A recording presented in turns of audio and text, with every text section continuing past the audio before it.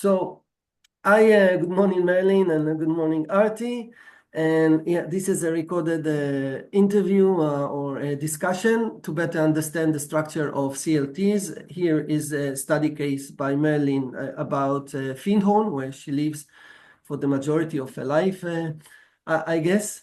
Marilyn is the founder of Integral Cities and also a co-founder together with Artie and myself in Living Cities.Earth. And I'll share more about her because, I mean, she's such an amazing human being and has done so much in her life. So, I mean, even an hour would not be enough for us.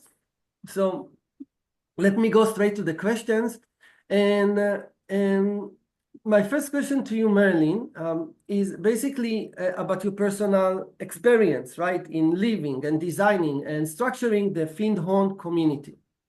So do tell us about the values, the processes, positives and challenges which other bioregions and communities, whether in cities or in outside of the cities, must know in case they want to adopt a similar model. So please go ahead. Okay, Sharon. So I'd like to correct a few things. First of all, I have not lived in Ecovillage, Findhorn all my life. I'm actually a Canadian, and I've lived here for just about 8 years. And so my ideas about cities I brought with me. So the integral city framework was developed after I went back to school in the late 90s. And I studied learning and leadership in self-organizing online communities. This was before Facebook. So I had an opportunity to understand a lot of the things that have happened since and anticipate them. And one of the interesting things about doing the dissertation, I actually used Margaret Wheatley's Berkana Community of Conversations as my case study. So I don't know if either of you know Margaret Wheatley's work, but she's known very widely for her first book, Leadership and the New Sciences, and also her book on organizations, A Simpler Way. But she also, in more recent years, has come out as a Buddhist and is bringing a very spiritual message to the world. She's been a strong influence on me. As also, at the time that I did my dissertation, I used Ken Wilber's integral framework, or what he calls the AQUAL framework, all quadrants, all levels, all lines, all types. And I think it was one of the first research efforts to use that model as a methodology. So I had to develop my own methodology to do that. I used an ethnographic code book to actually code the online conversation, which went on for about 7 months. There were about 300 people involved in it. And so I would get up very early in the morning and parse the conversation into the relative aspects of the integral model. So that I could notice what was happening. Amongst other things, I'm an accountant. And so I look at whole systems and I'm always interested, where can we find the data? How can we find ways to measure what's happening? And I was interested in doing this in a whole system way. So not just quadrants and lines, but also the self-organizing aspects of it. So in many respects, Wilber gave me the model for thinking in an integral way, but Meg definitely introduced me to the idiosyncrasies of self-organizing systems. And so I became really interested to see the city as a living system.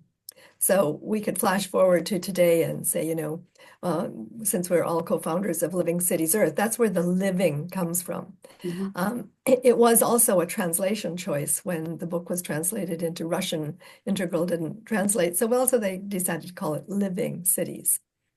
There was one other aspect. So if we take the integral model, we take self-organizing living systems and complexity. But then I was also introduced to a living system in the honeybees. So Howard Bloom, who wrote a book called The Global Brain, he was originally an etymologist. He's a bit of a polymath, but as an etymologist, he started to notice that the people he was also an impresario of one of the early rock and roll bands. And he noticed all the people involved in this endeavor reminded him a lot of something else he'd seen. And when he thought about it, he thought, it reminds me of the bees. And I think I see that people have four, he called them roles, the roles in the beehive. And when I read it, I went, oh, I think we have a human hive. And I would call these the voices of the human hive of the city. And so I was really looking for how we are acting in ways of where we have no choice but to use complex, we are living systems.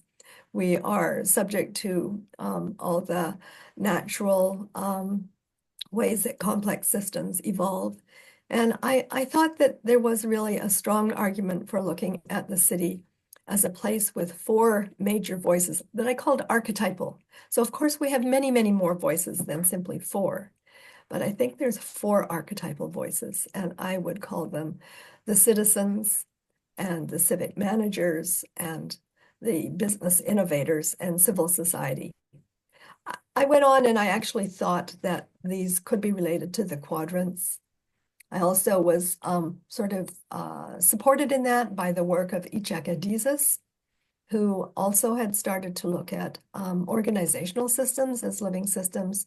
And he was using a life cycle curve in order to see the patterns. And he'd basically come up with the same patterns. So I've seen these patterns come up in other people's research in many different ways. So I feel fairly comfortable about the archetypal nature and universal nature. Marilyn, maybe a follow-up. I mean, I would really, really love to understand your personal experience. I mean, how is it for you as a human being living there? And explain it to me really as I am a 5-year-old child. I mean, I'm a 5-year-old child visiting now Findhorn.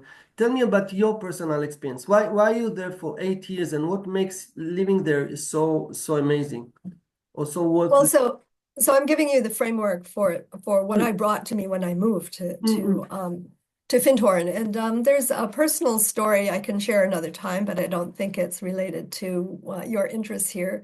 But suffice it to say that I was called to live here. So I moved from Canada, from a small city near Vancouver. And I came 8 years ago, and I did not know why I was called. Because my work was focusing on the city. This is an eco-village. It's not a city. However, very soon after coming, I thought, this is like a small jewel that allows us to think about all the aspects of a human settlement in a very concentrated way. So it has about 28 hectares in total. We have about 300 people who live here. And it's got very much a village experience and flavor. So when I walk down the street, it's hard to get from A to B in 15 minutes because you never know who you're going to meet, and you'll have a conversation, or you'll have a coffee, or you'll have, do some crazy thing in the dancing green, that sort of thing. So it's a very affable place. Alistair McIntosh says, we're hospitable to the soul. And that's what I think is the essence of this place, and that's what attracts me, and has allowed me to continue to understand on a very intimate basis the frameworks that I was sort of given to think about cities in a new way. I don't know if that helps to answer your question. When I talk about this to children, I can tell them what it's like to live in a typical day here. And they can figure that out because it's like, it takes them to different parts of the village. So if you'd like, I could do that for you, and it would describe, what in this short, place is. I think it's interesting, for many of the people who really dream of different lifestyle and different life, and they have no idea like where and how even to start. So, Yes. in short, if you can, I would definitely love to. Well, I'm going to start we just finished doing a local place plan over the last year and a half, and I've been co-chairing that effort. And after all that work of trying to involve as many people of the 300 residents and all the people in the nearby areas, I came up with an elevator speech for what we came with over 100 pages of document, a report, and probably the same number of appendices. It comes down to this simple way of thinking about it, I think. We're more than an eco-village. We are a thriving, regenerative, spiritual community, hospitable to the soul of planet, place, people, and person. And So they're prosperity. more than an eco-village. I love We're it. I love a it. thriving, regenerative, spiritual community, hospitable to the soul of the planet, place, people, persons. Yeah. So so here's a typical day. So I'm sitting in my studio now. I'm looking out towards an area that we call Pine Ridge, and nestled in the center of Pine Ridge, there is a nature sanctuary. This is a nature sanctuary that looks kind of a bit like a hobbit house. So any children who have read about the hobbits, or imagine a house nestled into or a building nestled into a little hill. If you open the door of this beautiful stone building, you see that the ceiling is all painted with the stars and the galaxies and the sun and the moon. And why do I go there first thing in the morning? It's because we sing Teze. So Teze is a practice of sacred songs that started in France, but we sing all languages of the world. And just for half an hour, we sing these songs together. They're kind of like mantras. As sacred songs, we will repeat very short.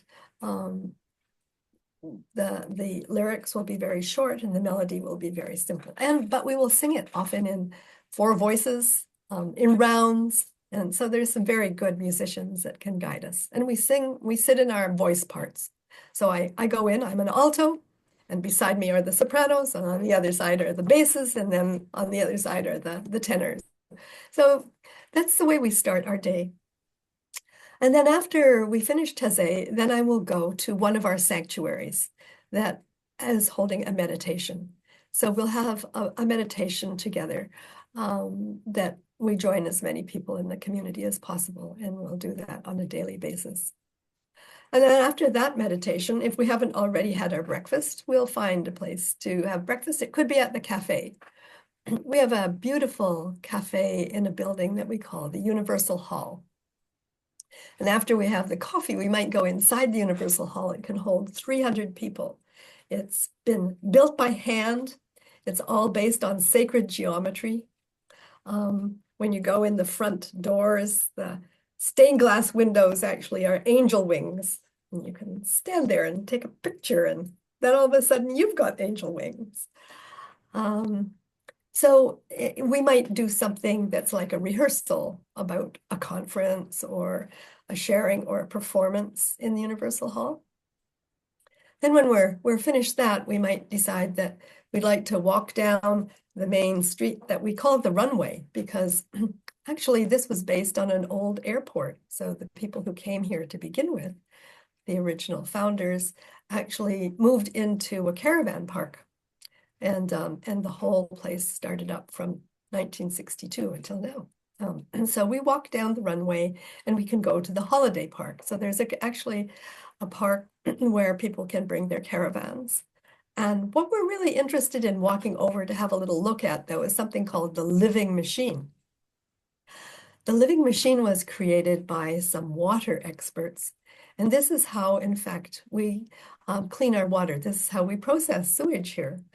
And it's really an interesting building. As we open the doors up, we can just see these very large containers that look like they have water and they're bubbling them. And there's all kinds of beautiful rushes and plants and ferns growing out of each of these containers.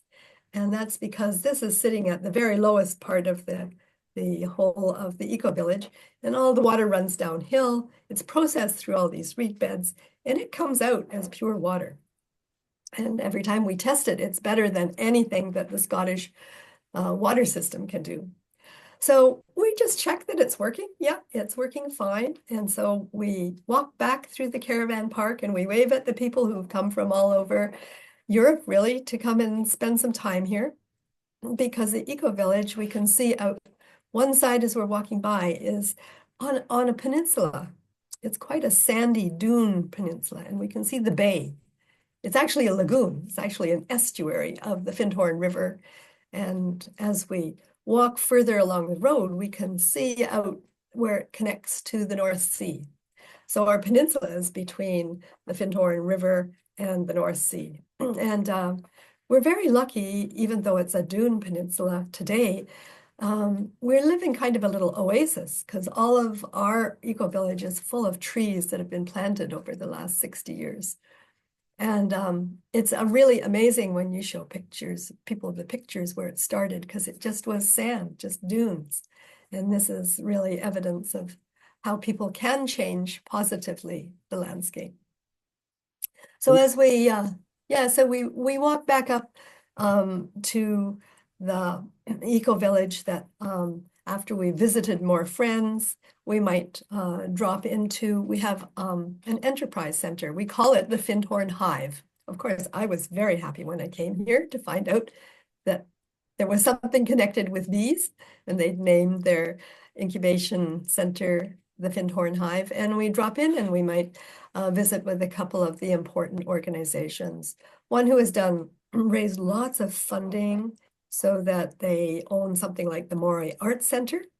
So the Morey Arts Center is where we have regular exhibitions and art classes and community gatherings.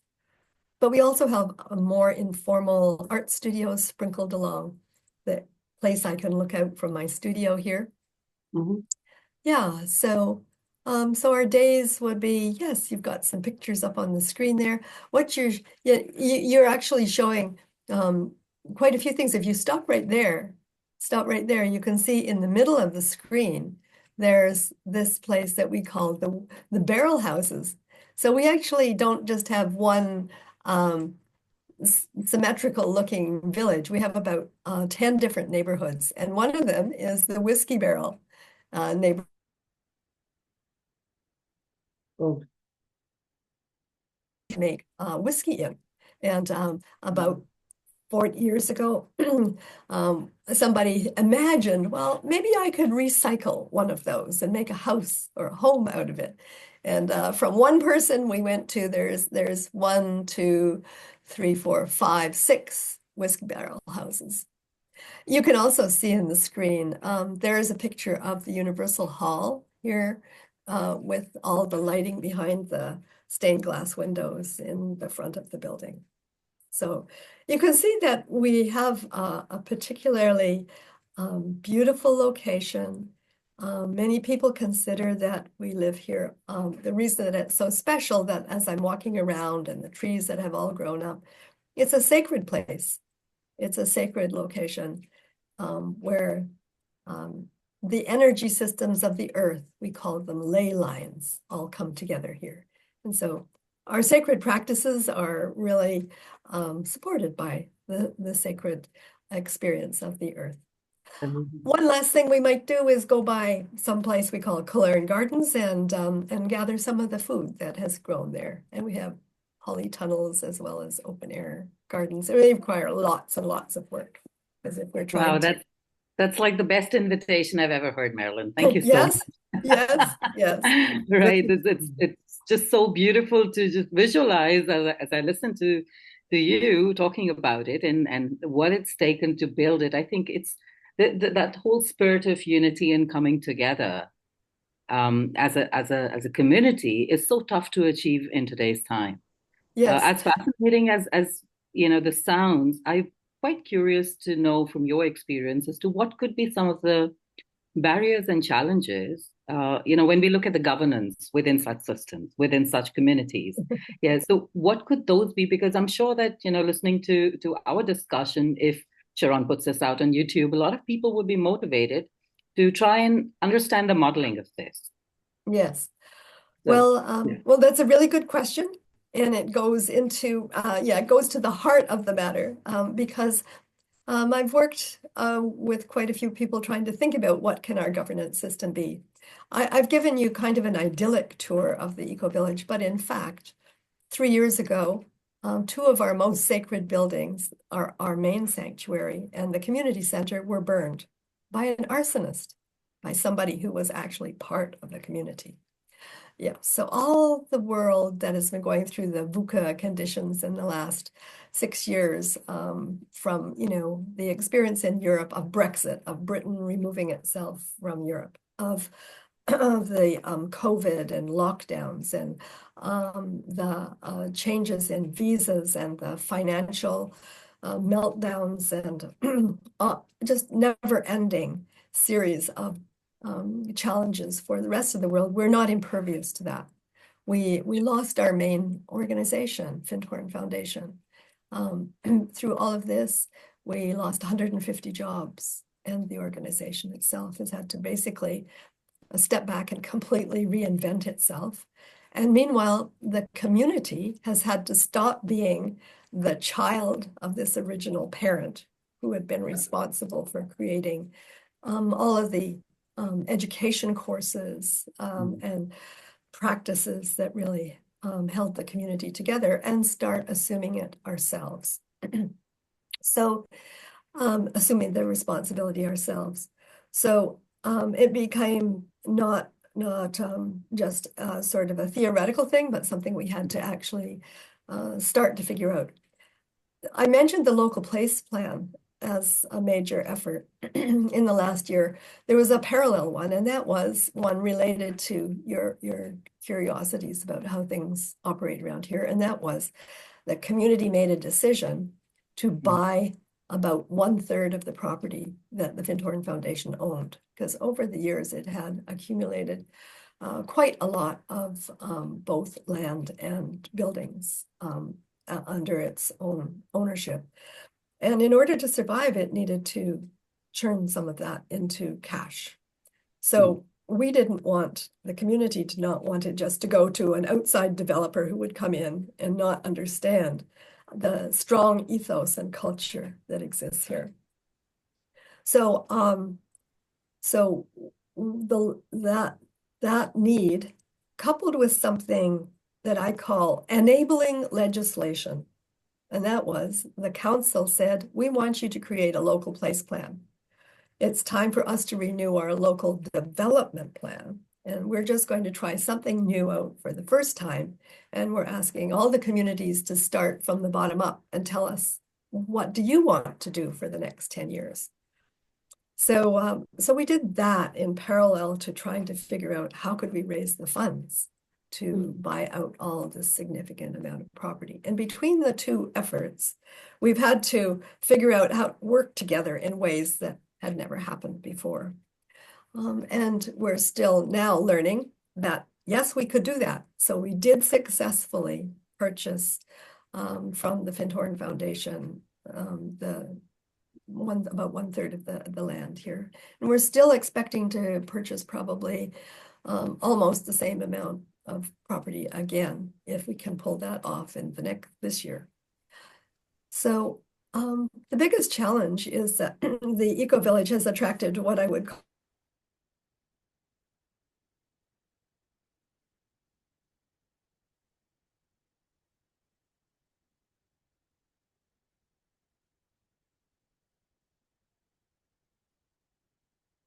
creative, sacred, spiritual, but not necessarily interested in managing the infrastructure and understanding, yes, we would love to all grow the food that we eat, and that requires a great deal of commitment and work, and hard work. And absolutely. So the word that I hear is actually together. You either swim or sink, but you do that together. We do it together. And yeah, when I invited people to start with is to work on the committees with the local place plan, and they said, well, you know, how is it going to be? And I said, it's going to be messy. That's what it's going to be. It's going to be messy. That's what I sort of invite anybody who wants to do community work into as well. Let's go, as my friend in India, Sushma Sharma, she says, come walk with me in the mud. And I think that's a good invitation. Come walk with us in the sand, we could say here at the Ecovillage. And so, yeah, we've had to arm wrestle listen to each other, get angry with one another, realize that we had to come back to the table. And so we more or less have created ways to, if you're going to have land acquisition, those all boil down to a number of legal agreements. And even I think you've been interested in the land trusts. Yes, so yeah, exactly. So that's basically the going to the next question. So community land trust is a legal entity, a non-profit, an NGO that owns the land. So here we separate the ownership of the land from whatever we build and own it. So we can all own the land as a community, and then each and everyone can own the house he builds and as such. So that's community land trust. My question would be, and that's the main interest, like what's next in CLT's evolution? Like what existing elements and features need to be improved? What's new features needed to be added? And how to, if we are thinking on a global scale, how we can prepare CLTs, even as a network, as a wise mycelium network, to the polycrisis. So what I would like to do, with your permission, maybe I'll show a table, and we can go over the features one by one and structure the elements that comprise a CLT and what could be, if that is okay with you. Yes, I'm happy to do that, but I don't want you to have the impression that we're one CLT. We're not. This is not a monolith. This. So are you here? Sometimes the Wi-Fi cut. Marilyn? Oh,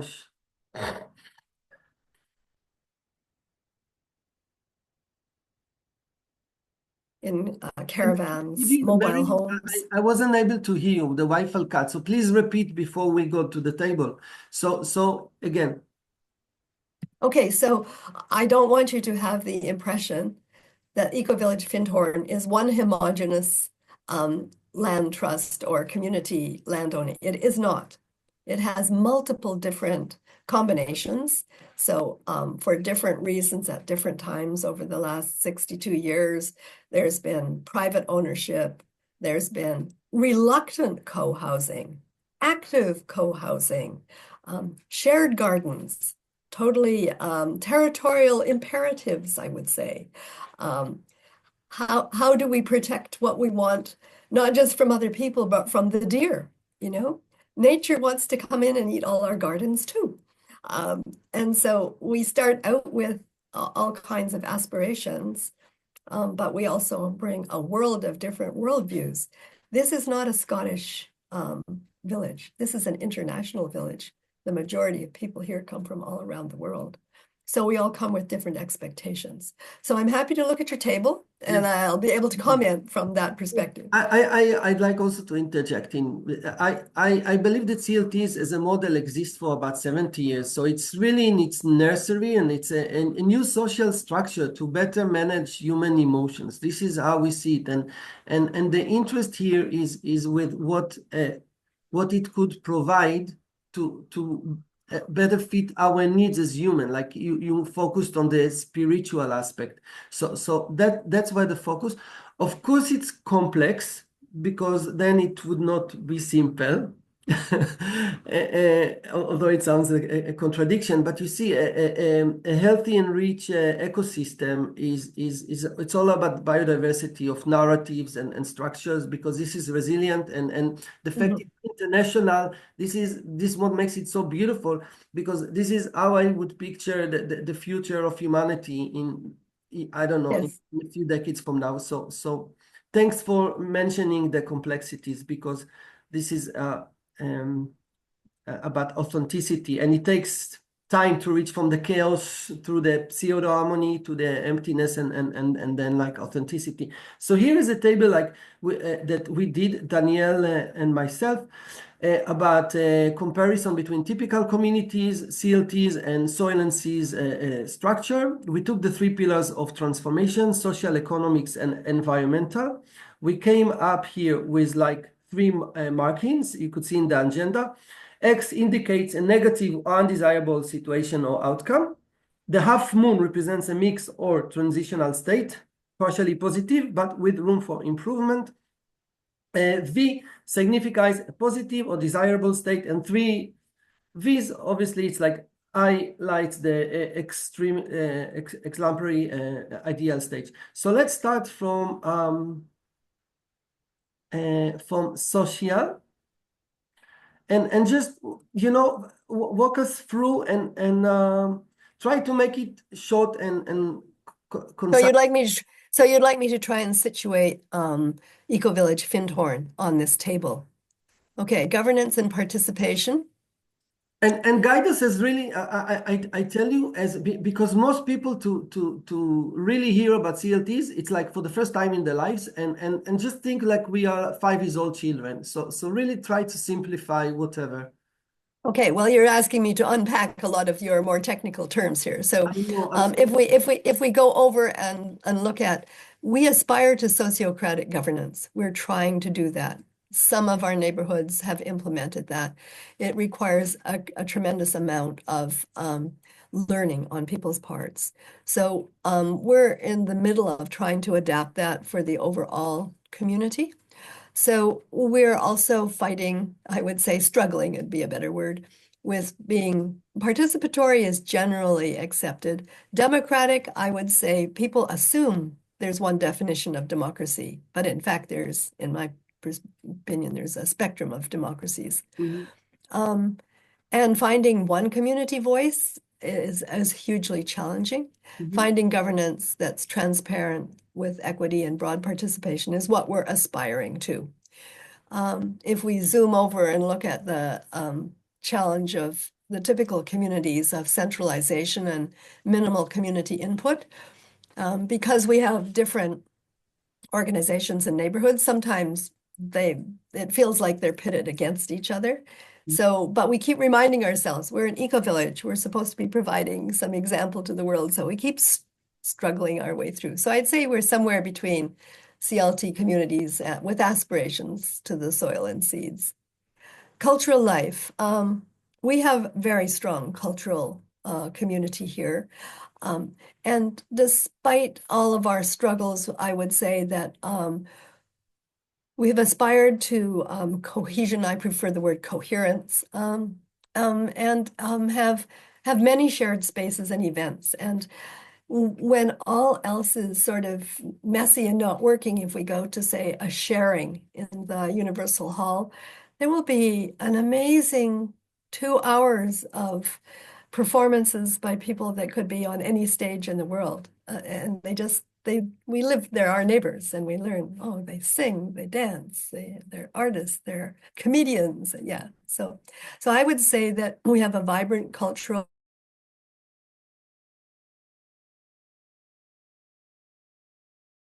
and community connections, and that in fact, we not only serve our own community, but we have the capacities to serve the whole county, and we probably have the largest performing arts center in the whole county.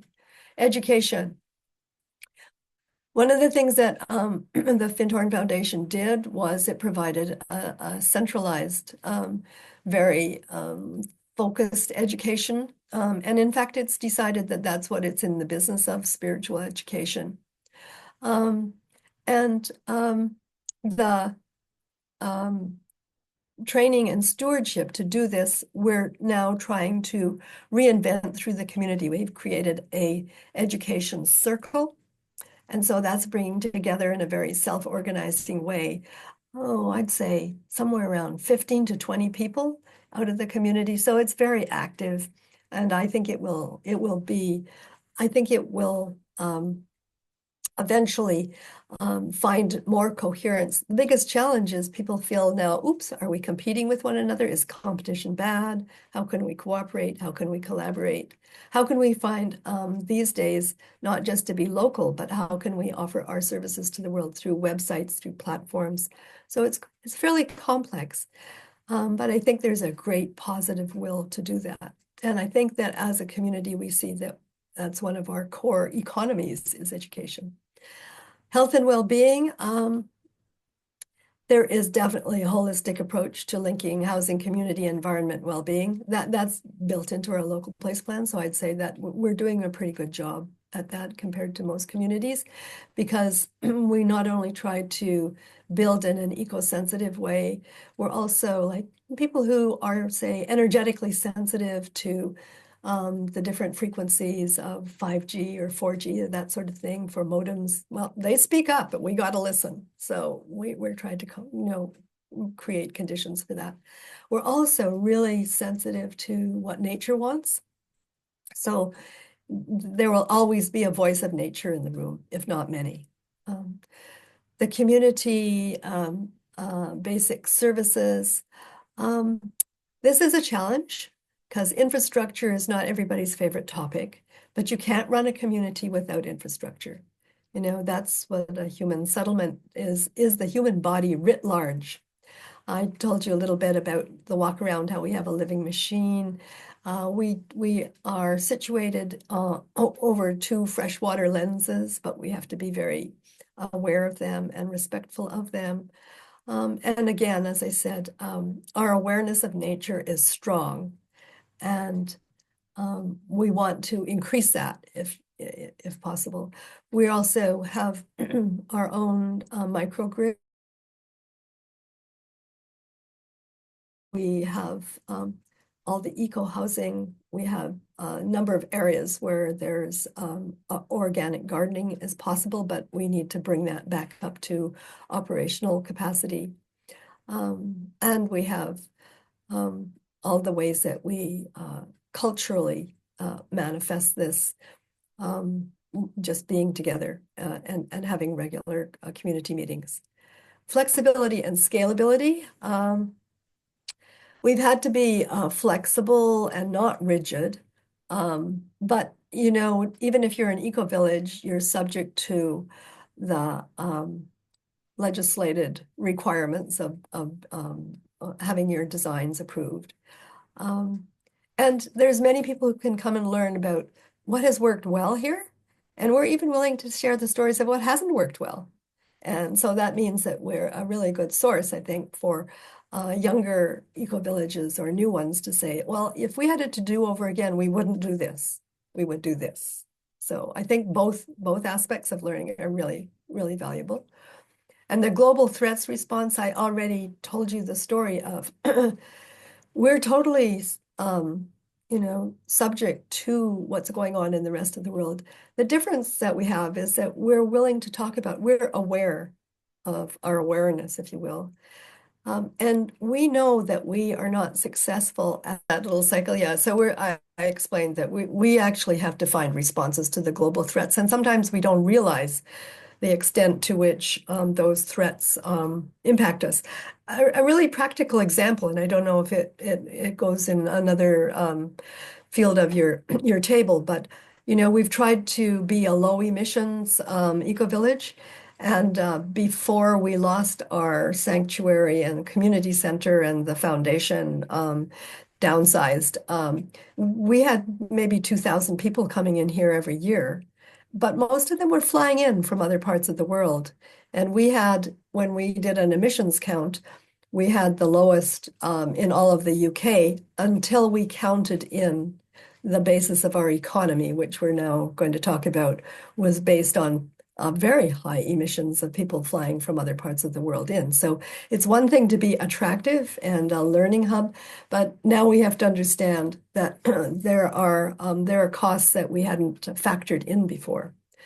So if we look at ourselves as an innovation hub, I would say we are a hub, and it's one of the things when I brought integral city work here, I thought it would be very practical to be living in an eco-village where we can do all kinds of experiments here that a larger city might not be willing to do or able to do at a larger scale. I still think that's possible. I still think that we can pretty well, we have experimented with pretty well all the infrastructure elements, from energy to heating to water to sewage to transportation to organization. Housing affordability, it's one of our biggest struggles because we're not all co-housing or co-owned or have not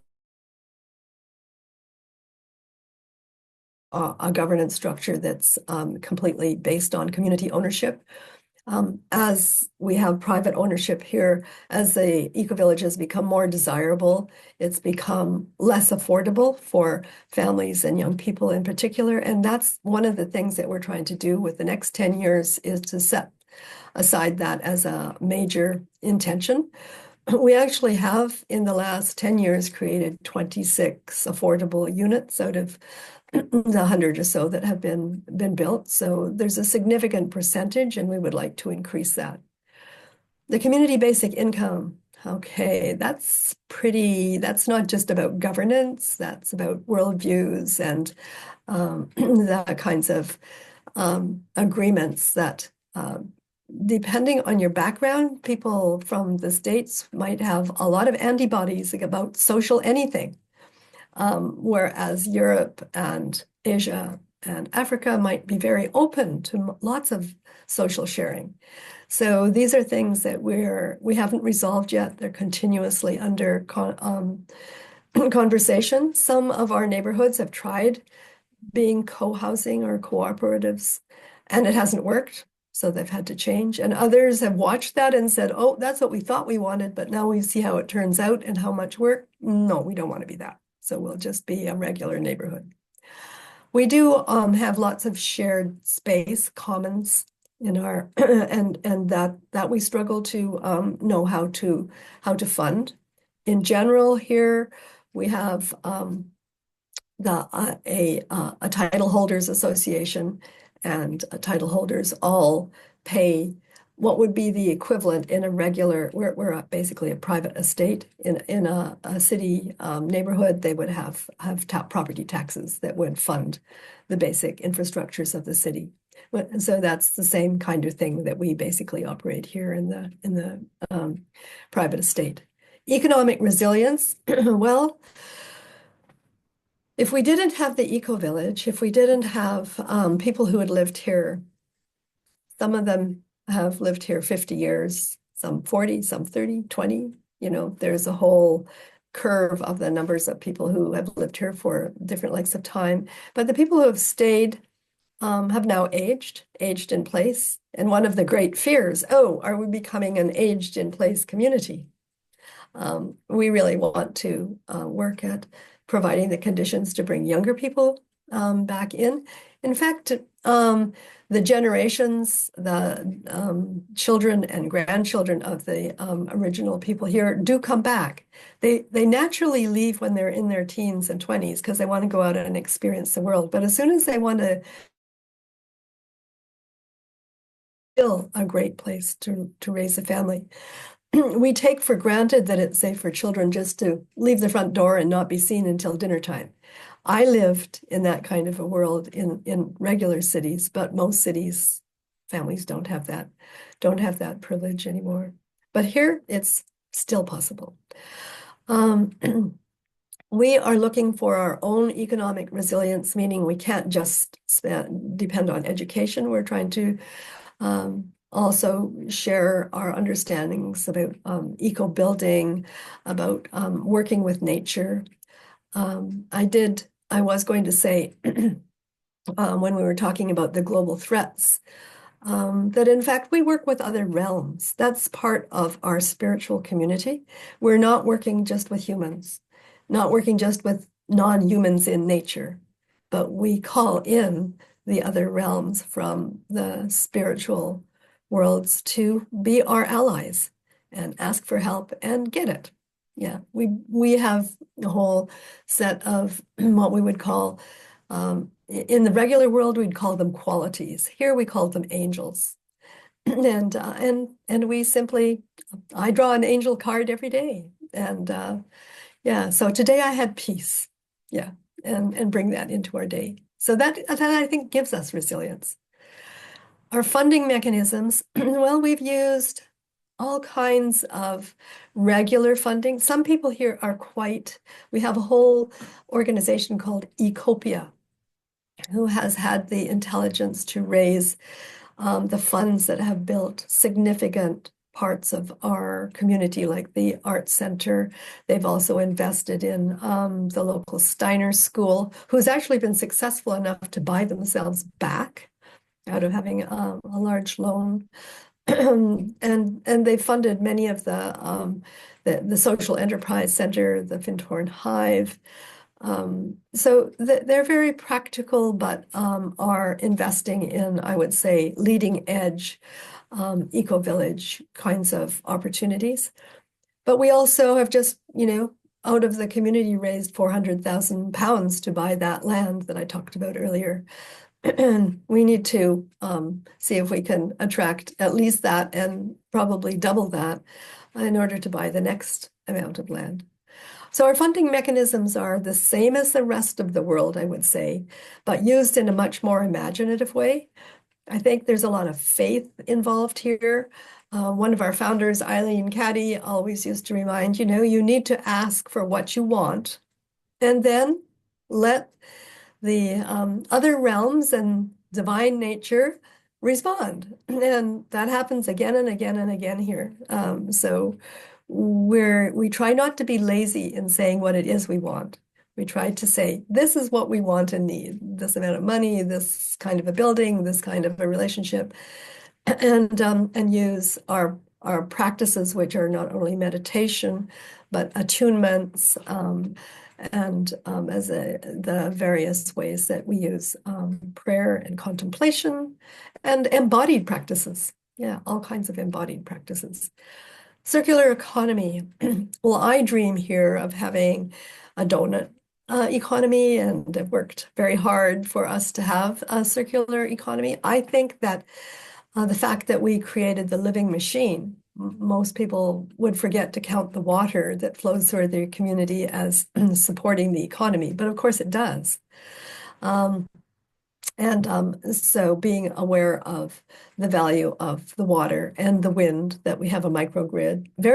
In fact, we're told that we have a community-based microgrid that's very unusual, and we're working with Europe right now to not only have individual grids, but to work with cross-community grids and in something called Interped. I've been inspired when I learned about India and Pakistan, where self-organizing little communities just put up solar panels and then started to hook them all together, and they created their own community-based microgrids.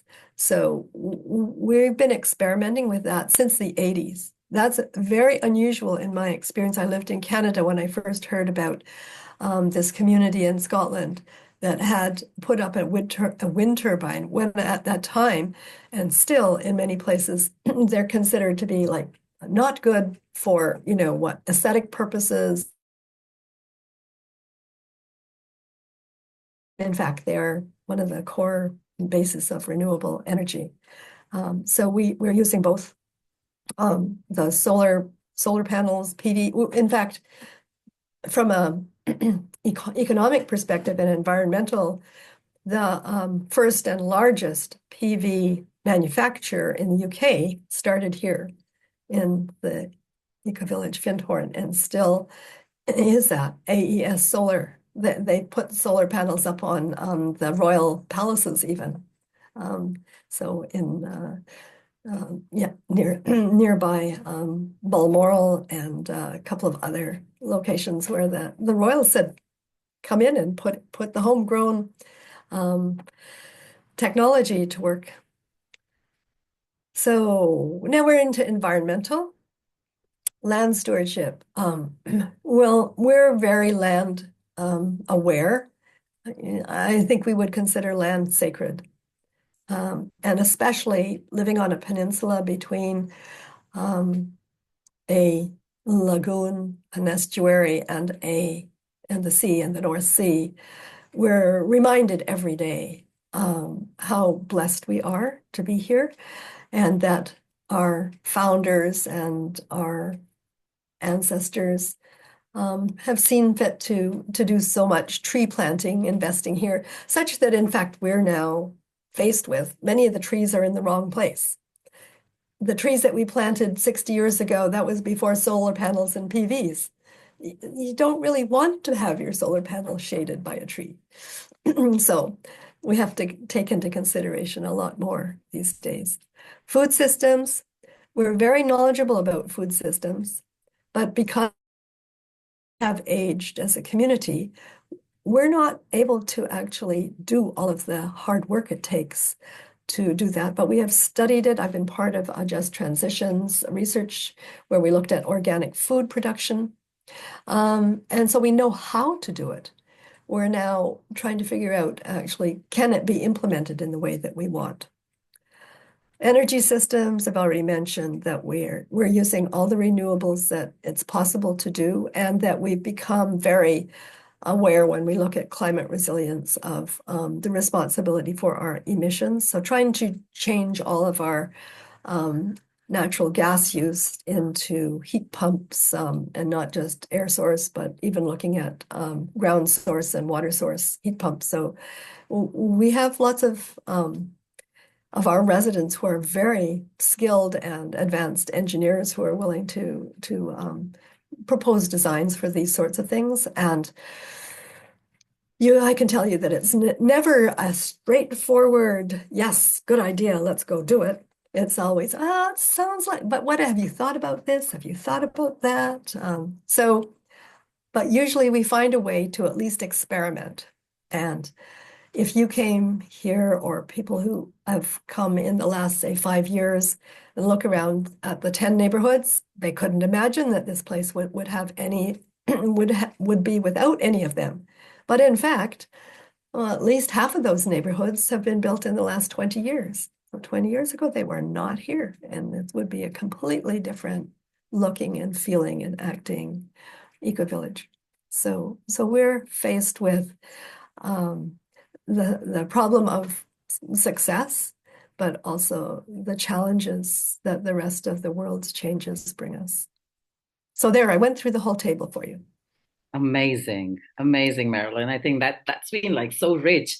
And what I loved was that none of those points you actually stopped to reflect. So which means that this is exactly what embodiment is all about, right? You confronted with a parallel, and then you're able to draw from your own story because you're doing this so passionately.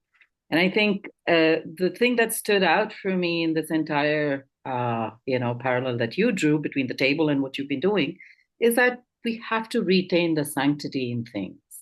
Mm-hmm. That is possibly our greatest human purpose. So, I've been going across the world and talking about expanding our understanding of sustainability to develop something that I'm calling nature-reverent systems, technologies, and solutions. Because I think that becomes more directional for us to evaluate what we are doing and how we are doing what we are doing. Are they nature reverent enough? Or because I think somewhere sustainability is also coming in with a shelf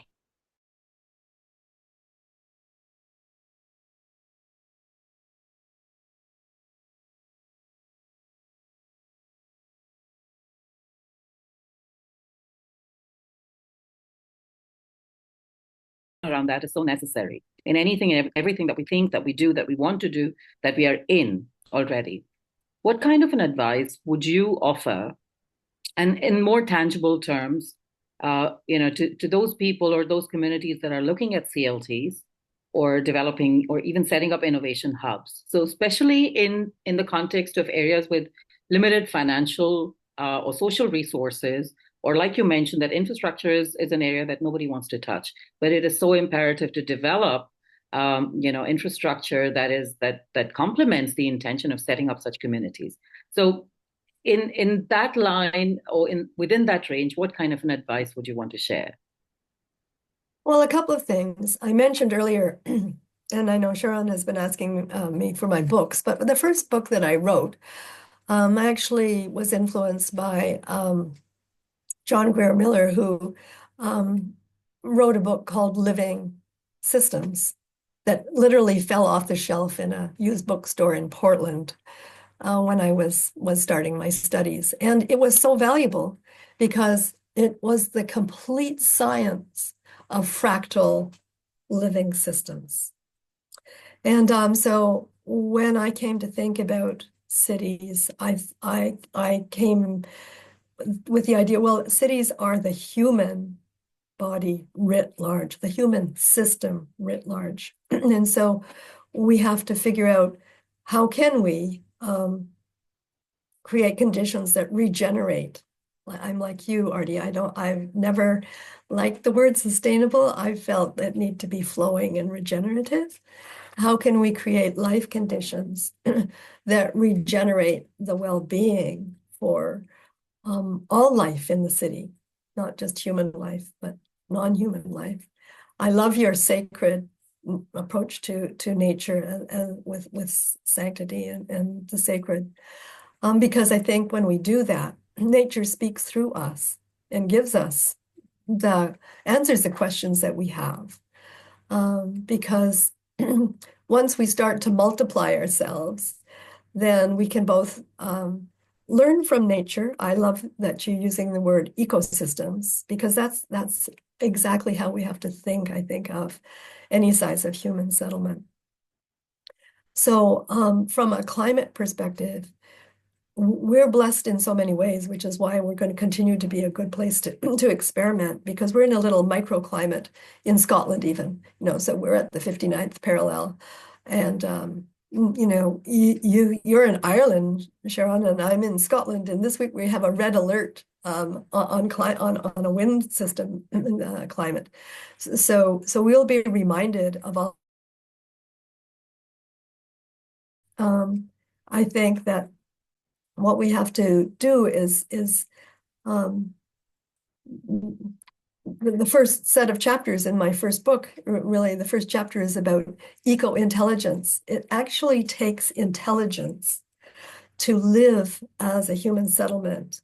And just like humans have multiple intelligences as individuals and as collectives, we have them as cities. So I was called to imagine, if the city is a living organism, what intelligences would it require? And the first set of intelligence that I explored were contexting intelligences. And those are the ones that really, these days, we would mostly translate out as climate intelligences. And we have to be aware of our ecosystems. We have to be aware of our living systems, the regeneration of all the life in our cities. We have to be aware of the integral nature that we're combinations of individuals and collectives. And we have to be able to translate these into strategies and ways to navigate and mesh together, because like at least one of you has used the word mycelia or mycelium. And I think that cities are actually have all these networks that are mycelial below the surface, but then they also have this noosphere, this connection that's in the energetic field. And it's where we meet those two vast networks. Like we are like a tree, with this branching, visible system through the trunk that goes down into exact, at least as large a mycelial network that's interconnected, not with just tree species life, but with all kinds of other life.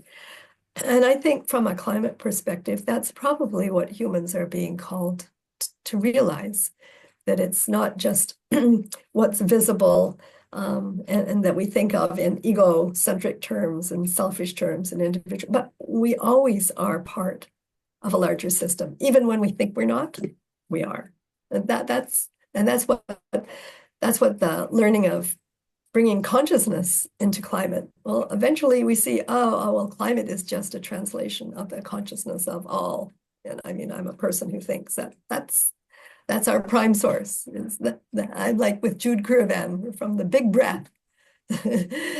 and so becoming conscious of our climate and conscious of the impact our lives make on not only our human settlements, which could be eco-villages or towns or cities, or they could just be the farm that we have responsibility for, where we have responsibilities to our neighbors,